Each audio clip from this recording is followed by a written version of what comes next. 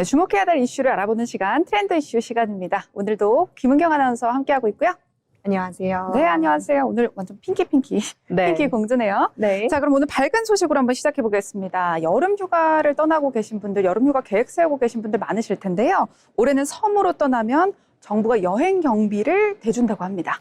네, 행정안전부가 2016 섬 방문의 해를 맞아 여객선을 타고 섬을 찾는 여행객에게 최대 10만 원의 지원금을 지원하기로 했습니다. 숙박비와 식비, 여행선 운임 등 실제 섬에서 사용한 비용 일부를 돌려받을 수 있습니다. 오, 정말 대단한 것 같습니다. 이 단순히 경비를 지원하는 것 이상의 어떤 효과도 있을 것 같고 그런 의미도 있을 것 같아요. 네, 맞습니다. 최근 해외여행 수요가 늘면서 국내 관광지는 상대적으로 큰 어려움을 겪고 있는데요. 정부는 섬 관광을 활성화하기 위해서 지역 경제에 활력을 불어넣고 국내 소비를 촉진하겠다는 계획입니다. 좋습니다.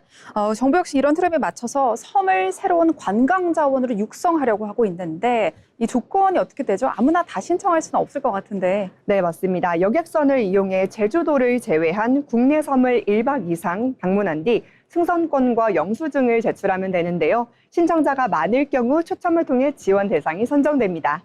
네, 올여름 색다른 휴가지를 고민 중이시라면 섬여행 강력 추천드립니다. 계속해서 다음 이슈 넘어가 보도록 하겠습니다. 이제 검색 엔진을 넘어서 인공지능 챗봇에서도 광고를 접해야 되는 시대가 됐습니다.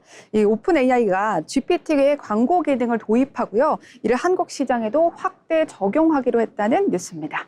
네, 오픈 AI는 무료 이용자와 월 13,000 주요 요금제를 대상으로 광고 파일럿 서비스를 확대한다고 밝혔습니다. 미국과 영국 등 일부 국가에 적용을 한 뒤 이번에 한국에 적용된 겁니다. 네, 결국에는 이 AI 플랫폼이 새로운 광고로 진화하는 광고 서비스로 진화하고 있다 이렇게 보여지는데요. 근데 그동안 챗GPT는 광고가 없는 서비스여서 인기가 많았단 말이죠. 네, 맞습니다. 검색창에 광고가 노출되는 기존 플랫폼과 달리 챗GPT는 광고 없이 답변을 제공해 왔는데요. 이번에는 AI 이용자가 급증하면서 기업들이 이용자와 접점을 만들 수 있는 새로운 광고 공간으로 주목하기 시작했습니다. 네, 사실 사용자 입장에서는 이게 좋은 일인지 아닌지 사실 잘 모르겠어요. 왜냐하면 넷플릭스도 처음에는 유료를 조금 넣었다가 그 다음에도 광고를 넣고 이런 식으로 진화해 왔기 때문에 앞으로 이제 오픈 AI도 유료 광고가 점점 더 많아질 것 같다 이런 생각이 드는데요. 자, 그렇다면 이용자가 질문한 내용에 맞춰서 광고가 추천되는 뭐 그런 시스템일까요? 네, 오픈 AI는 광고가 답변과 명확히 분리돼 표시가 되면서 광고주가 답변 내용에 영향을 줄 수 없다고 설명을 했습니다. 또 개인 대화 내용이나 개인 정보는 광고주에게 제공이 되지 않고 있고요. 조회수와 클릭수 같은 통계 정보만 전달이 된다고 밝혔습니다. 네, 개인정보가 새어나지 않기를 바라보겠습니다. 자, 광고가 AI 서비스의 대중화를 이끄는 동력이 될지, 아니 이용자들의 선택권이 앞으로 확대될지 계속해서 지켜봐야 될 것 같고요. 다음 이슈 넘어가 보도록 할게요. 인공지능이요, 그림을 그리고 뭐 글을 쓰는 수준을 넘어서 이제 병을 진단하는 수준까지 왔다고 합니다. 최근에 일부 질환에서 AI가 인간인 의사보다 더 높은 정확도를 보였다, 뭐 이런 연구 결과가 있어요. 네, 맞습니다. 독일 연구진이 개발한 의료 AI 미라는요, 응급실 임상 사례를 바탕으로 한 평가에서는 87%가 넘는 진단 정확도를 기록을 했습니다. 이는 전문의와 전공으로 구성된 의사 집단의 평균 정확도보다 높은 수치인데요. 와, 87%면 제가 봤을 때 정확도가 상당하다 이런 생각이 드는데 특히 췌장암이나 폐렴 같은 일부 질환에서는 의사보다 더 정확도가 높았다고 합니다. AI가 의사보다 정확하다는 진단 외에도 뭐 어떤 다른 역할도 있을까요?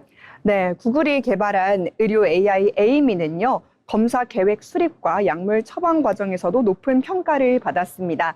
환자의 상태에 따라 약물 용량과 복용 기간, 투여 방법까지 구체적으로 제안하는 등 정교한 처방 능력을 보여줬습니다. 오, 대단합니다. 그러면 이제 AI는 반복적인 단순 업무를 맡고 의사 같은 경우는 더 복잡한 환자 관리에 집중할 수 있을 것 같은데 그럼 미래 병원은 이제 AI가 의사를 대체하게 되는 걸까요? 네, 전문가들은 아직은 시기상조라고 말을 하고 있습니다. 이번 연구는 비교적 정형화된 환경에서 진행된 만큼 실제 병원처럼 다양한 변수가 존재하는 상황에서는 추가 검증이 필요하다는 지적인데요. 복합 질환이나 예상치 못한 응급 상황에서는 여전히 의사의 경험과 종합적인 판단이 중요하다는 설명이 이어지고 있습니다. 네, 알겠습니다. AI 기술이 얼마나 의료 서비스의 질을 높이게 될지 혹은 또 환자들이 얼마나 AI 의사를 신뢰하게 될지가 관건인 것 같습니다. 계속해서 다음 이슈 넘어가 보도록 하겠습니다. 최근에 영화관에서 젊은 세대는 이용하지 않는다, 이런 이야기들이 많았었는데 오히려 10대와 20대 관객이 영화 흥행의 중심으로 떠오르고 있다면서요? 네, 그 중심에는 젊은 감독들의 새로운 감각이 있습니다. 20살 감독이 만든 공포영화 백룸은요, 개봉 3주 만에 100만 관객을 돌파했고, 국내에서는 30대 감독의 공포영화 찰목지가 300만 관객을 넘기며 흥행 돌풍을 일으켰습니다. 기존 흥행 공식과는 다른 방식으로 젊은 관객들의 마음을 사로잡았습니다. 대단한데요. 20살 감독이라니. 그런데 숏폼에 익숙한 젠지 세대는 사실 영화관과는 거리가 멀다, 이런 이야기가 있었거든요. 네, 맞습니다. 그동안 영화계에는 숏폼에 익숙한 젠지 세대를 극장으로 끌어들이기 위해 다양한 시도를 해왔는데요.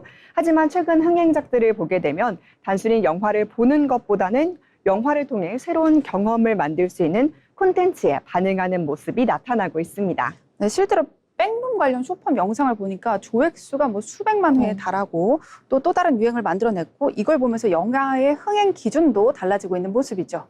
네, 그렇습니다. 전문가들은 이제 영화를 단순히 잘 만든 작품이 아니라 얼마나 공유하고 참여할 수 있는지를 가장 중요하다고 분석했습니다. 네, 맞습니다. 숏폼 시대 영화관의 위기가 거론되기는 했습니다만 하지만 오히려 젊은 세대의 참여 문화가 새로운 기회를 만들고 있는 것 같습니다. 앞으로도 영화가 조금 더 활성화되기를 바라보겠고요. 다음 주에도 조금 더 새로운 이슈로 돌아오도록 하겠습니다.